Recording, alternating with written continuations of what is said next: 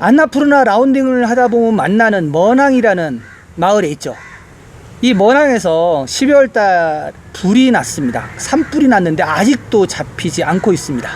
틸리처 호수를 갈 때도 이 머낭에서 들어가는데 지금 불이 지금 한 달 동안 타고 있습니다. 걱정입니다. 자세한 소식 잠시 후에 전해드리겠습니다.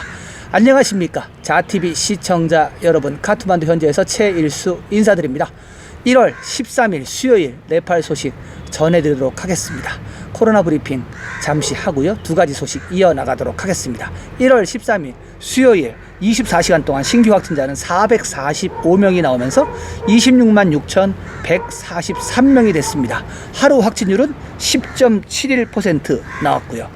그리고 이 중에서 카트만두 확진자는 246명입니다. 네팔 전체 확진자의 55.28% 카트만두 벨리에서 나왔습니다. 그러면서 카트만두 벨리는 12만 4,103명이 됐고요. 이 246명 세세하게 보면요, 카트만두 디스트릭트가 189명, 랄리푸르 디스트릭트가 38명, 박타푸르 디스트릭트가 19명, 이래서 246명입니다. 활성 사례도 지금 이틀 연속 올라갔어요. 집으로 돌아간 사람이 적다 보니까는 이틀 동안 지금 계속 활성 사례가 올라가고 있습니다. 카트만두도 마찬가지예요. 카트만두도 전날에 비해서 90여 명이 올라갔습니다.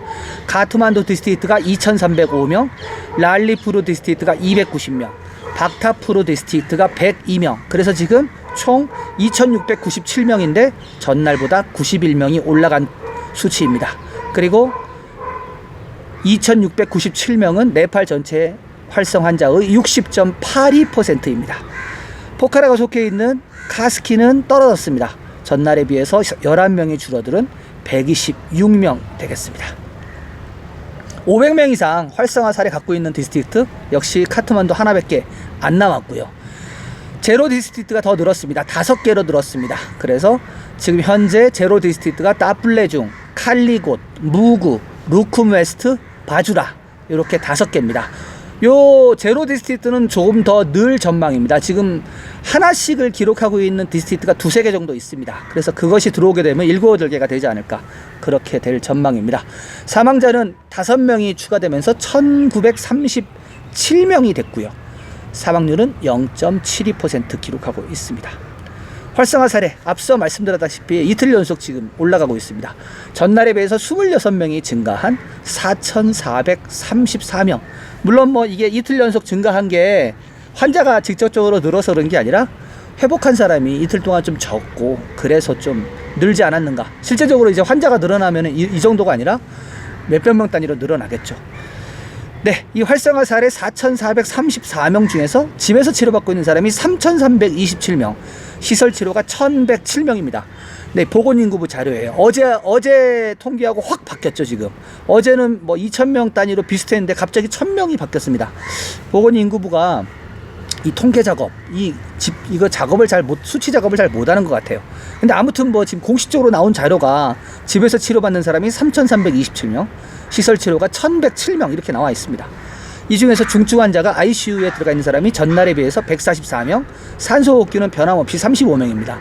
이 ICU하고 산소호흡기 이 통계는 일정하게 그렇게 나와요. 그렇게 나오는데 이 가정치료하고 시설치료는 좀 왔다 갔다 하는 게 사실입니다.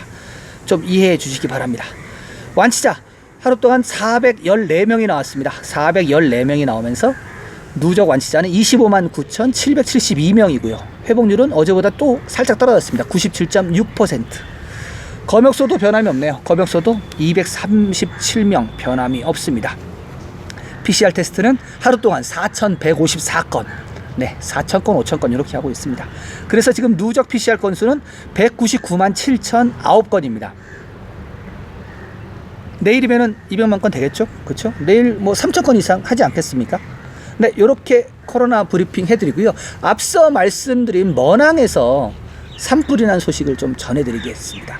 제목은 마이너스 온도에서의 산불 전해드리겠습니다. 머낭 히말라야 지역의 기후는 보통 영하입니다. 12월 10일경부터 머낭 나소마을 숲에서 화재가 발생하기 시작했습니다. 그 화재는 지금까지 약 700헥타르의 산림지역을 파괴한 것으로 추정됩니다. 화재는 12월 10일부터 계속되고 있지만 화재가 발생하는 곳은 눈이 내리고 얼어붙는 곳입니다. 그러나 하지만 올해는 눈이 많이 내리지 않았습니다. 화재 현장은 안나푸르나 보호구역에 속합니다. 화재는 고도, 해발 고도 3,500m까지 번졌습니다.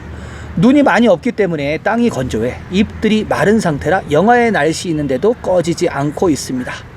화재로 인한 직접적인 인명 피해는 없지만 귀중한 약초들이 많이 불에 탄 것으로 추정됩니다.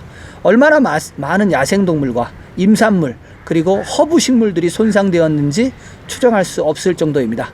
화재가 인간 정착지로 들어오는 것을 막기 위해 길이 500m, 폭 3m의 소방 저지선이 건설되었습니다. 마을의 약 55가구 지역 주민들은 매일같이 화재를 진압하기 위해 산으로 가고 있습니다.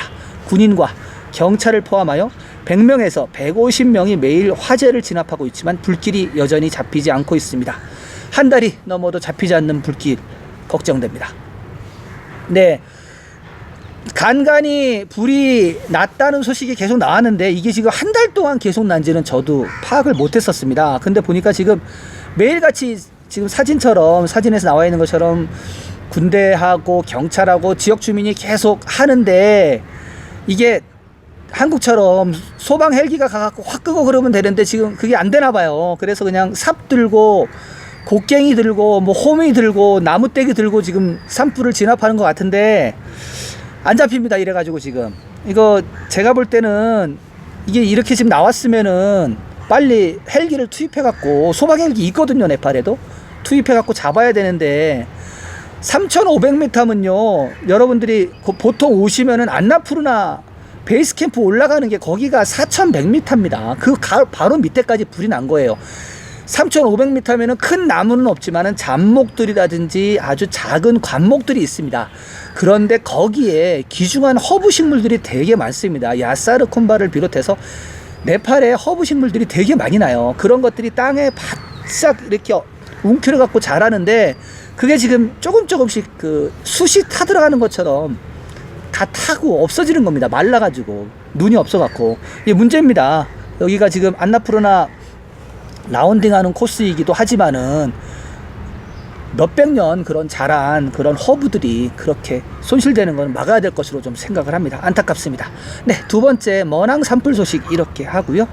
세 번째 소식으로 넘어가도록 하겠습니다. 세 번째 소식의 제목은 5개월 만에 101명 추방. 네, 전해드리겠습니다. 외국인들에 관한 소식입니다. 네팔 정부는 현재 회계년도 첫 5개월 동안 101명의 외국인을 추방했습니다.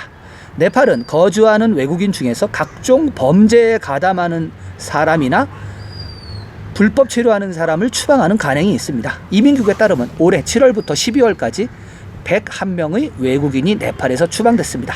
일부 외국인은 비자가 만료된 후에도 불법적으로 네팔에 체류했습니다. 그래서 네팔 불법 체류 외국인들은 수수료 면제와 함께 추방되었습니다. 또한 5개월 동안 5,470명의 관광객이 미도착 비자를 취득했고 8,566명은 비자를 추가하였습니다. 결혼 비자 취득자는 546명이며 480명 사람들은 스터디 비자로 네팔에 들어왔습니다. 네, 5개월 동안 약 5,470명이 지금 그 관광도 비자로 들어온 거예요. 지금 도착 비자가 없기 때문에 출발하는 나라에서 비자를 받아서 와야 된다고 했죠. 많이 들어올 줄 알았는데 5개월 동안 5,400명 밖에 안 들어왔습니다. 지난번에도 한번 통계가 나온 바가 있듯이 200만 명을 예상했다가 23만 명인가요? 2020년에 그렇게밖에 지금 네팔에 들어오지 않았고요. 지금 이 기사의 핵심은 추방 문제입니다. 추방 문제. 이렇게 101명이 지금 5개월 동안 추방이 됐다고 하는데 물론 1년 통틀어보면 더 많아지겠죠. 네팔 같은 경우는 범죄에 가담하거나 아니면 뭐 이런 문제, 외교적인 문제 되게 발생할 수 있고, 그리고 네팔의 여기 교도소 사정이 되게 형편이 되게 안 좋습니다. 그래서 거기에 들어가면 무조건 외국 대사관에서 인권 문제를 제기하면 걸릴 수밖에 없습니다. 되게 열악한 상태의 그런 교도소입니다. 그렇기 때문에 대부분 좀 시끄러워지고 그러면은 그냥 추방을 해버립니다. 추방을 해버리고 불법 체류해갖고 잡히는 외국인들도 추방을 하고, 지난번에 제가 한번 전해드린 적이 있죠.